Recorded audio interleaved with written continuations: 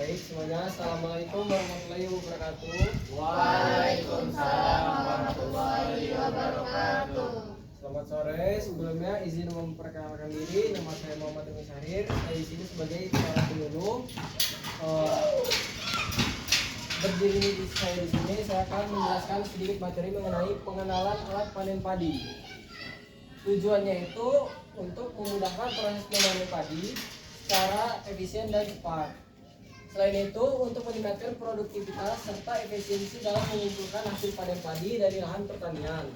Selanjutnya yaitu manfaat dari alat panen padi tersebut. Yang pertama yaitu efisiensi waktu.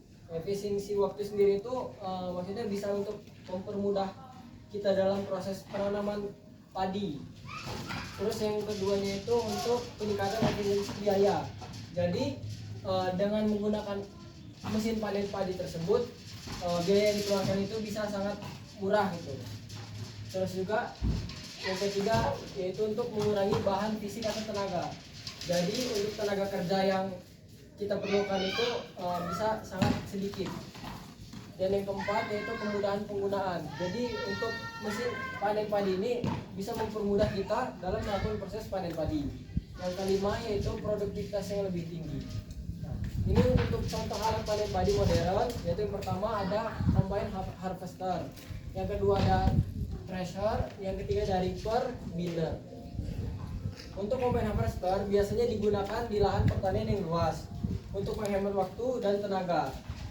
Selanjutnya yaitu sistem kerja combine harvester tersebut mulai dari pemotongan padi, pemisahan batang padi dengan butir padi, dan memasukkan padi ke dalam karung. Selanjutnya, menurut Departemen Pertanian Republik Indonesia pada tahun 2021, mesin panen padi adalah alat yang digunakan untuk memotong dan mengumpulkan padi yang sudah matang. Mesin ini bekerja dengan cara memotong tangkai padi dan mengumpulkannya ke dalam mesin. Keuntungan menggunakan mesin panen padi ini dapat menghemat waktu dan tenaga petani serta meningkatkan efisiensi panen. Selanjutnya yaitu mesin pengering padi. Mesin ini digunakan untuk mengeringkan padi setelah dipanen. Proses pengeringan padi ini sangat penting untuk menjaga kualitas dan daya simpan beras. Dengan menggunakan mesin pengering padi, petani dapat mengeringkan padi dengan lebih cepat dan mengurangi risiko kerusakan akibat kelembaban yang tinggi. Dan yang terakhir yaitu mesin penggiling. Untuk mesin penggiling padi ini digunakan untuk mengupas kulit padi dan memisahkan beras dari sekamnya. Proses penggilingan padi secara manual membutuhkan waktu dan tenaga yang cukup banyak. Sedangkan dengan menggunakan mesin penggiling padi, proses ini dapat dilakukan dengan cara yang lebih cepat dan efisien. Mungkin itu saja materi yang dapat saya sampaikan. Baiklah, untuk para audien yang ingin bertanya, silakan. Ya, silakan. Sebelumnya perkenalkan, nama saya Aura. Di sini saya ingin bertanya, apakah dengan lahan sempit bisa menggunakan alat panen padi modern? Terima kasih. Baik, terima kasih kepada Aura. Izin menjawab. Untuk alat pertanian modern yang bisa digunakan di lahan yang sempit itu ada. Karena kenapa? Karena di era yang modern sekarang ini alat-alat pertanian itu dirancang untuk bisa beradaptasi di semua medan. Contohnya kayak di ruang lingkup yang kecil gitu kan. Kalau untuk alat pertanian yang digunakan di lahan sempit itu contohnya mini combine harvester. Nah, alat itu sama seperti yang saya jelaskan tadi, cuma memang dari segi bentuknya saja yang ukurannya lebih kecil gitu. Jadi bisa digunakan di lahan yang sempit. Selain itu juga rapid binders dan thresher ini itu alatnya juga kecil, jadi bisa digunakan di lahan yang sempit. Mungkin itu saja yang bisa saya sampaikan. Jika masih ada yang ingin ditanyakan, saya persilakan. Ya, silakan. Perkenalkan, nama saya Kairiana. Saya ingin bertanya, bagaimana jika lahannya sulit untuk dijangkau, apakah masih bisa menggunakan alat panen tersebut? Terima kasih. Terima kasih kepada Kairiana. Izin menjawab. Kalau untuk lahan yang sempit itu bisa dijangkau atau tidak gitu kan? Tentu saja bisa. Karena beberapa alat modern itu dilengkapi dengan desain yang lebih fleksibel. Jadi dapat menyesuaikan diri dengan topografi yang ada di desa-desa tersebut gitu. Kayak contohnya itu kan ada traktor, terus juga ada alat panen dengan menggunakan roda. Nah, jadi bisa tuh istilahnya digunakan di medan-medan yang berbatuan lah segala macam yang istilahnya sulit untuk dijangkau. Jadi untuk penggunanya itu lebih mudah gitu. Terus juga itu alat-alat modern sekarang ini dilengkapi dengan adanya navigasi. Jadi bisa membantu para petani untuk mengatasi lahan yang sulit dijangkau. Terus juga ada kekurangannya. Nah, kalau untuk kekurangannya itu kita harus pintar-pintar memilih alat yang sesuai karena kondisi spesifikasi lahan itu kan pastinya berbeda-beda gitu kan. Jadi jika kita salah memilih alat pertanian tersebut, maka alat pertanian tersebut tidak akan bisa digunakan secara optimal gitu. Mungkin itu saja yang bisa saya sampaikan. Baik, kalau begitu saya tutup untuk pengenalan alat pertanian panen padi pada sore hari ini. Terima kasih kepada para audien yang sudah ikut berpartisipasi. Saya akhiri, wabillahi taufiq wal hidayah. Wassalamualaikum warahmatullahi wabarakatuh. Waalaikumsalam warahmatullahi wabarakatuh.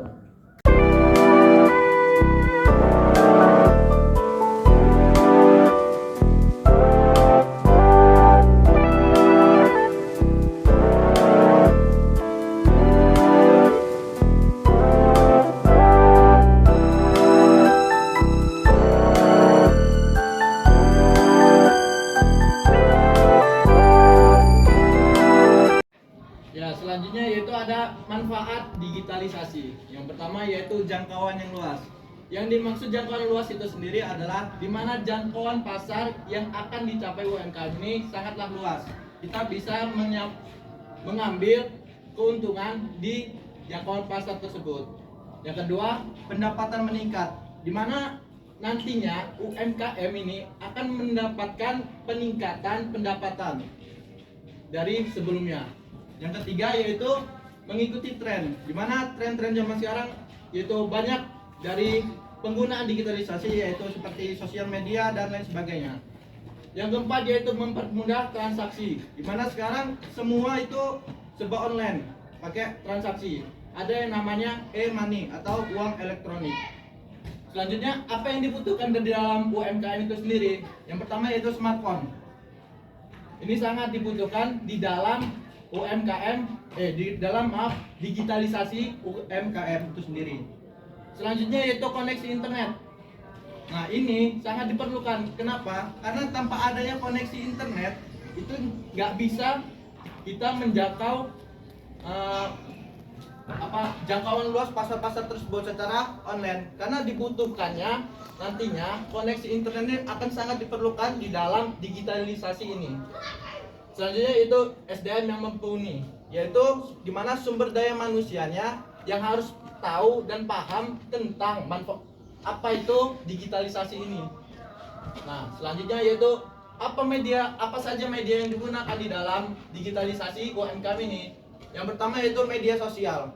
Contohnya itu ada banyak media sosial, yaitu ada Facebook, WA, terus Instagram, dan bahkan ada media sosial kayak contohnya Shopee, itu masih banyak lagi. Nah, yang kedua media cetak, itu contohnya kayak apa? Ada yang tahu? Nah, jadi media cetak ini contohnya itu koran, terus ada lagi poster. Nah, terus banyak lagi lah itu di situ dalam digitalisasi UMKM. Nah, jadi ada beberapa hal yang harus dikuasai di dalam digitalisasi UMKM ini, yaitu yang pertama sosial media marketing, di mana penjualan di dalam sosial media ini harus bisa dikuasai oleh UMKM tersebut agar bisa mendapat peningkatan yang diinginkan. Yang kedua, foto atau video. Nah, foto video ini sangat diperlukan. Kenapa? Karena nantinya kalian akan memasarkan apa itu hasil UMKM itu sendiri. Gimana kalian mengambil videonya, bagaimana kalian mengambil fotonya, itu nanti akan dilihat orang. Oh, ini bagus barangnya, oh ini jelek barangnya. Itu kan nanti akan dinilai seseorang dari foto dan atau video. Nah, selanjutnya itu copywriting atau deskripsi produk dan penawaran. Di mana deskripsi produk ini menentukan peminat dari pembeli dari UMKM itu sendiri. Ya, selanjutnya yaitu yang terakhir, ada beberapa manfaat digitalisasi dalam bisnis mereka. Selain itu, yaitu membangun toko online. Buatlah website atau toko online untuk memperluas jangkauan pasar dan meningkatkan visibilitas bisnis. Selain itu, dengan memiliki kehadiran online, UMKM dapat menjangkau pelanggan potensial di berbagai lokasi.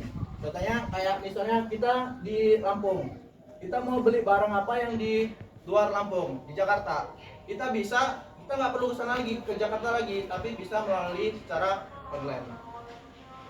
Selanjutnya itu menggunakan media sosial. Sama halnya sama kayak yang pertama tadi.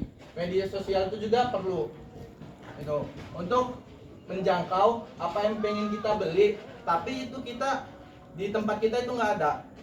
Betul ya? Paham kan di sini? Ya. Selanjutnya yaitu menggunakan perangkat lunak bisnis. Ya, perangkat lunak bisnis yang ngerti sendiri lah tadi. Apa aja contohnya, itu smartphone, terus apa lagi, laptop dan lain sebagainya. Ya. Selanjutnya meningkatkan keamanan data. Nah, pastikan bahwa data dari pelanggan itu aman. Kenapa? Karena nantinya bakal ada keamanan itu bakal kayak misalnya salah nganter, salah alamat gitu. Misalnya kita mau membeli suatu barang, tapi barangnya itu nggak sampai ke tempatnya. Makanya situ diperlukan meningkatkan keamanan data. Jadi perlunya kayak tempat lokasi yang akurat itu sangat diperlukan. Selanjutnya itu mengikuti pelatihan dan workshop. Apa itu mengikuti pelatihan dan workshop? Ya contohnya seperti ini, mengerti tentang digitalisasi UMKM itu sendiri. Ya, selanjutnya dengan mengadopsi digitalisasi UMKM, tentunya potensi bisnis itu dapat tetap bersaing di era ini. Era sekarang kan eranya teknologi, di mana teknologi itu semakin berkembang, semakin berjalannya waktu. Ya mungkin itu saja materi yang saya sampaikan. Untuk selanjutnya, apakah ada yang dipertanyakan? Ya baik, untuk ini silakan bertanya. Izin memperkenalkan diri, nama saya Dela. Saya ingin bertanya, Ya. jika tidak ada modal atau biaya, bagaimana cara kita untuk membangun atau mendirikan sebuah UMKM? Ya, langsung aja saya jawab ya. Tentang apakah bagaimana jika modal tidak ada tapi kita ingin mendirikan UMKM itu sendiri. Nah, jadi yang pertama itu ya, kita kalau ingin mendirikan UMKM itu kita harus punya modal. Tapi ada banyak cara itu mendapatkan modal tersebut. Yang pertama itu kerja, salah satunya itu pasti. Yang kedua itu bisa meminjam dengan pinjaman dari bank. Tapi itu perlu resiko yang sangat tinggi. Itu belum nanti kita di bank itu kan kayak ada bunganya gitu kan, bayar ke bunganya itu sendiri. Jadinya kayak gitu. Bagaimana untuk jawabannya? Cukup? Kalau belum ya nggak apa-apa. Apa? Oh, cukup ya. Ya, untuk jawabannya tadi mungkin saya rasa cukup. Untuk selanjutnya, apakah ada yang ingin bertanya? Ya, saya persilakan untuk bertanya. Izin memperkenalkan diri, nama saya Kesia. Izin bertanya, apa keuntungan memanfaatkan teknologi informasi dan komunikasi bagi UMKM? Ya baik, langsung aja saya jawab, yaitu manfaat tentang komunikasi informasi tentang UMKM itu sendiri. Gimana UMKM tadi? Apa tadi UMKM? Masih ada ingat? Ya. Usaha mikro kecil. Ya, usaha mikro kecil menengah. Dimana ini bukan bisnis yang besar. Jadi diperlukan informasi dan komunikasi yang baik. Manfaatnya apa? Manfaatnya ini tadi. Yang pertama itu agar jangkauan luas. Yang kedua, pendapatan meningkat. Yang ketiga, mengikuti tren yang saat ini terjadi. Yang keempat, mempermudah transaksi. Bagaimana jawabannya? Ya baik, saya rasa cukup jawabannya. Ya mungkin materi tentang digitalisasi UMKM ini saya rasa cukup. Untuk sore ini saya akhiri. Wabillahi wali taufiq walhidayah. Wassalamualaikum warahmatullahi wabarakatuh. Waalaikumsalam warahmatullahi